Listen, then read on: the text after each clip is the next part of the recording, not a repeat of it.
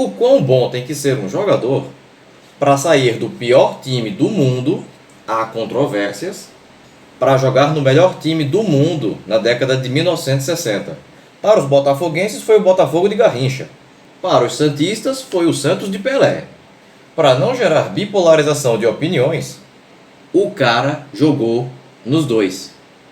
O cara que saiu das mais insalubres vielas de um bairro pobre do Recife para viajar de avião pelo mundo defendendo a camisa de um Santos que chegou a parar uma guerra na África. Mais ou menos. É como o cara sair do 4º ano escolar, onde a tia ensina que a princesa Isabel libertou os escravos porque ela era boazinha, e você cair de paraquedas direto na faculdade de medicina. Se você quiser conhecer a história desse cara que eu estou falando, continua neste vídeo até o final. Não esquecendo do like e de se inscrever, que eu vou te contar tudo logo depois da vinheta.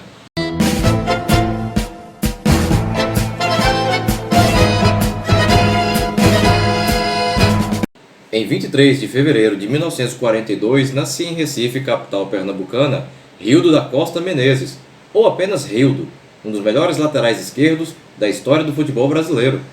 Nascido e criado no bairro de Santo Amaro, na zona norte do Recife, bairro este que até hoje possui inúmeros problemas sociais por descaso do poder público, e olha que é grudado ao centro da cidade, viu? Rildo começou a bater as suas primeiras peladas no antigo campo da Tessap, tecelagem de seda e algodão de Pernambuco, uma das mais importantes fábricas de tecido do estado, que funcionou entre 1925 até meados da década de 1970. Empresa esta que financiava um dos clubes mais conhecidos do futebol mundial, desde sua criação em 1938. Aquele que representa tudo que de pior pode existir em termos de qualidade técnica no futebol. É claro que eu estou falando do Ibis. Afinal, nada pode ser pior. É verdade. Quer dizer, às vezes não.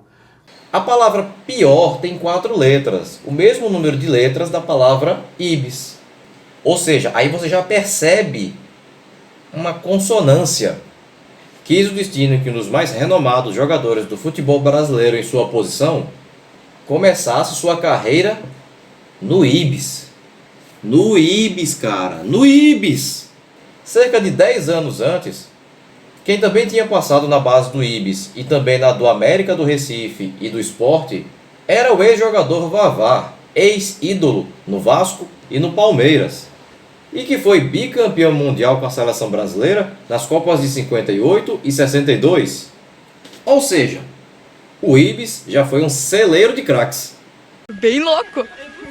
Rildo começou sua carreira no Ibis aos 15 anos, isso em 1957, disputando o Campeonato Pernambucano de Juvenis.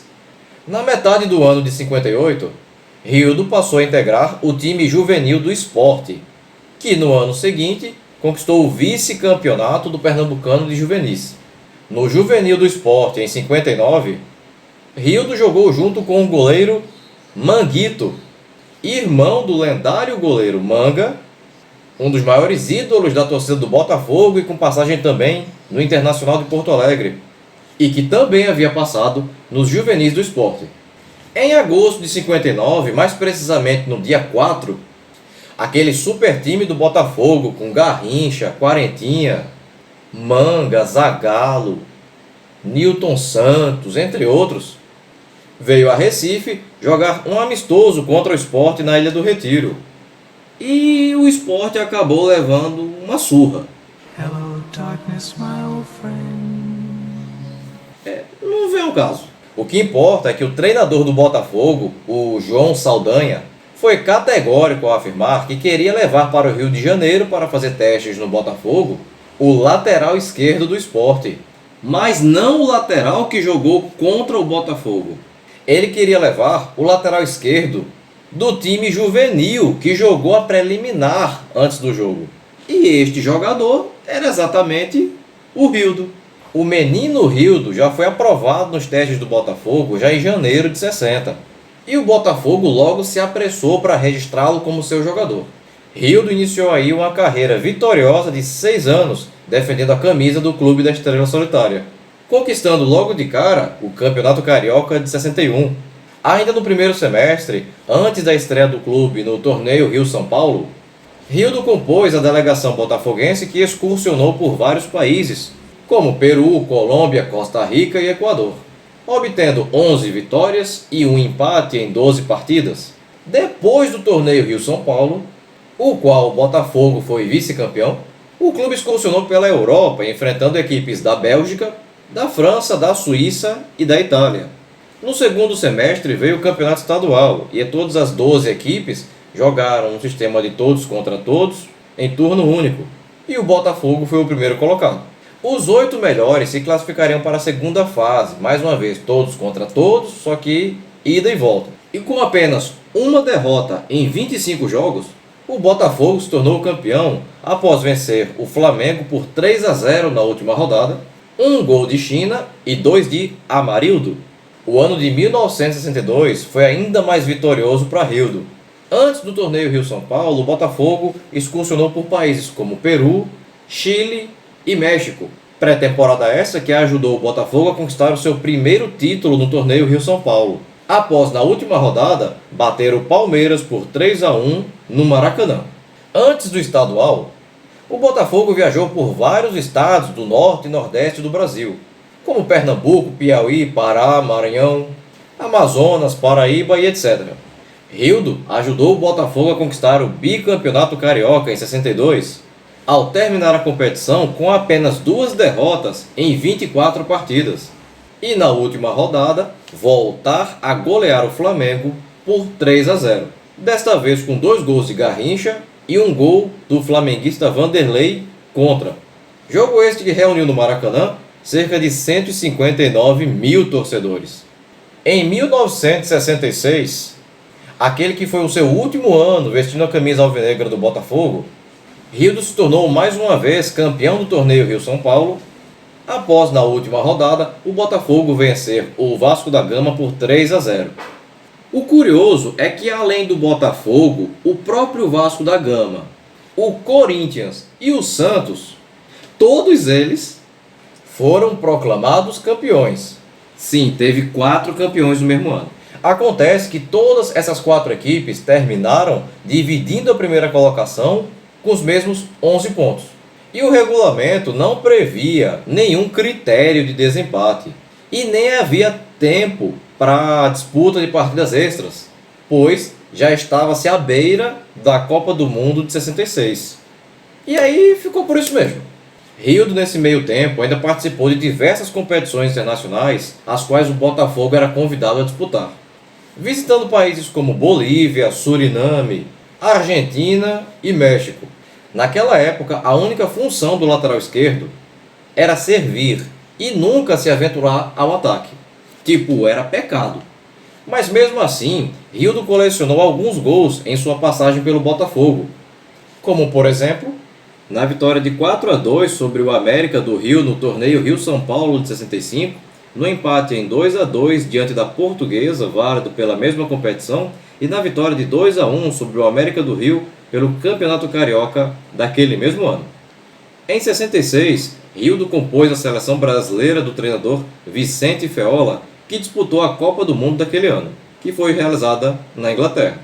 O Brasil, atual bicampeão mundial, achou que era a última Coca do deserto, e por causa disso foi eliminado ainda na primeira fase. Vencemos a Bulgária por 2-0, mas perdemos para a Hungria por 3-1 e depois para Portugal do craque Eusébio pelo mesmo placar, sendo que neste jogo diante dos portugueses, o único gol brasileiro foi marcado justamente pelo Rildo. Em 1967, Rildo iniciaria a sua passagem vitoriosa no Santos, do treinador Antoninho Fernandes, onde ajudou o clube a conquistar diversas taças. O Santos de Pelé, Rildo e companhia ganhou 3 campeonatos paulistas. Em 67, após vencer o São Paulo por 2-1, time este que teve apenas uma derrota em 27 partidas. Em 68, quando encerrou o campeonato em primeiro lugar com 11 pontos a mais que o vice-campeão Corinthians. e em 69, quando na primeira fase o Santos foi líder de seu grupo com um ponto a mais que o também classificado Palmeiras, e na disputa do quadrangular final, que envolveu os 4 grandes do estado, o Santos terminou em primeiro com um ponto à frente do vice-campeão Palmeiras. Nessa época, o Santos foi convidado a jogar um amistoso na Nigéria. Porém, a Nigéria estava inserida em uma guerra civil contra a região de Biafra, que queria se separar. No dia que o Santos foi jogar com o Rildo na lateral esquerda, os dois lados do conflito declararam cessar-fogo, mas foi só o Santos pegar o avião que a bala voltou a comer solta na região. Muito se falou que o Santos foi um time que parou uma guerra. Todavia, o que se sabe hoje é que, sem o Santos saber, ele foi usado como instrumento de promoção do governo nigeriano, que na verdade queria aumentar a sua popularidade em meio a um conflito, trazendo para lá um dos melhores times do futebol do mundo na época. Um ano antes, em 68, Rildo ainda conquistaria mais 3 títulos pelo Santos: a Supercopa Sul-Americana dos Campeões Intercontinentais, que foi uma competição que reunia os campeões da Taça Libertadores, que também haviam vencido o Mundial de Clubes, ou seja, o Santos, o Racing da Argentina e o Peñarol do Uruguai. O Santos foi campeão por antecipação, obtendo 3 vitórias e uma derrota perante seus adversários. A Recopa dos Campeões Continentais, após vencer a Internazionale de Milão por 1-0 lá na Itália. E o Torneio Roberto Gomes Pedrosa, que desde 2010 é considerado um legítimo campeonato brasileiro e não apenas um torneio qualquer. Na primeira fase, o Santos encerrou na primeira colocação do seu grupo com 2 pontos à frente do também classificado Vasco da Gama. E no quadrangular final, o time santista foi campeão após terminar 4 pontos à frente do Palmeiras, do Vasco e do Internacional.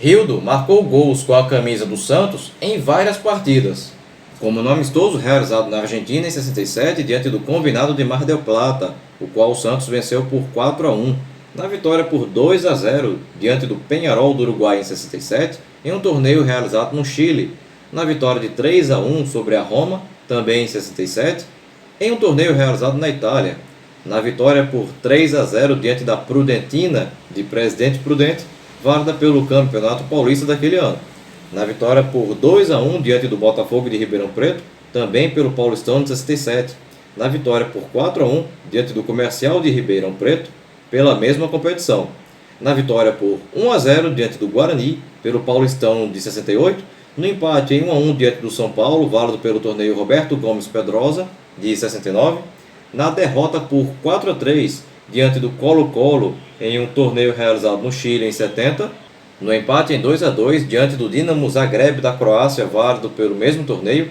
e na vitória por 3-1 diante do América Mineiro em um amistoso jogado em 70.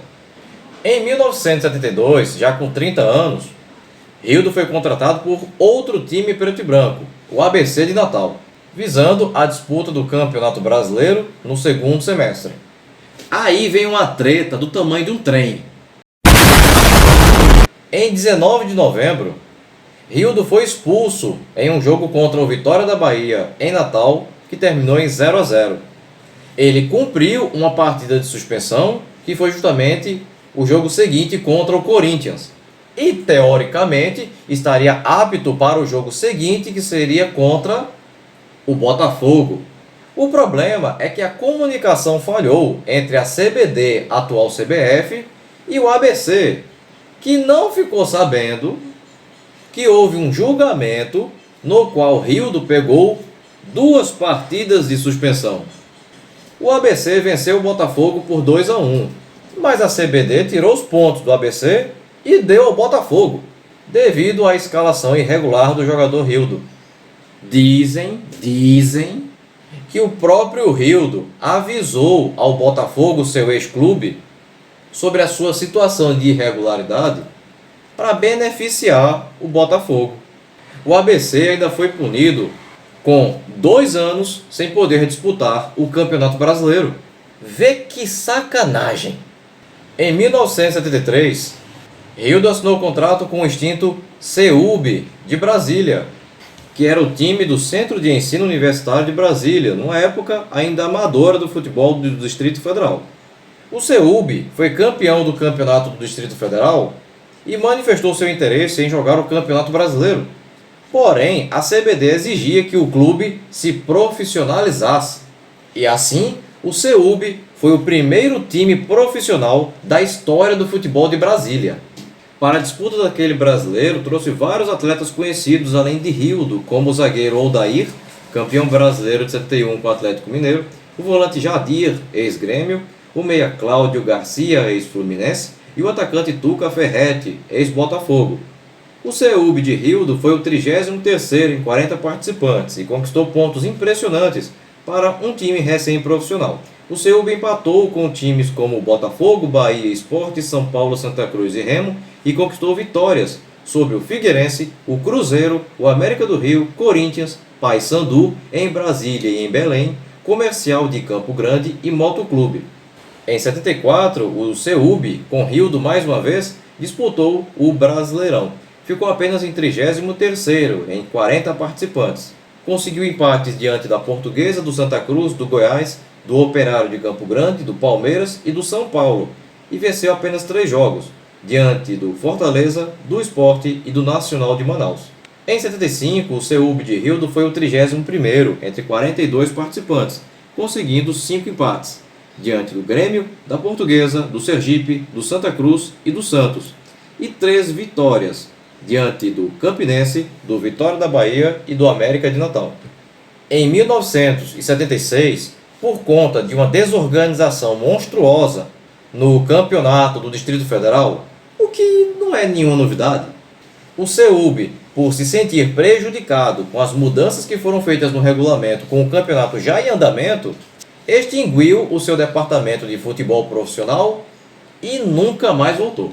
Então, Rildo, aos 34 anos, se mandou para o futebol dos Estados Unidos, onde jogou ao lado de Pelé no New York Cosmos, time de Nova York, pelo qual, em 77, junto de Pelé, que naquele ano se aposentaria, e do alemão Franz Beckenbauer, conquistou o título da principal liga do futebol de lá, na época, que era a NASL, a North American Soccer League.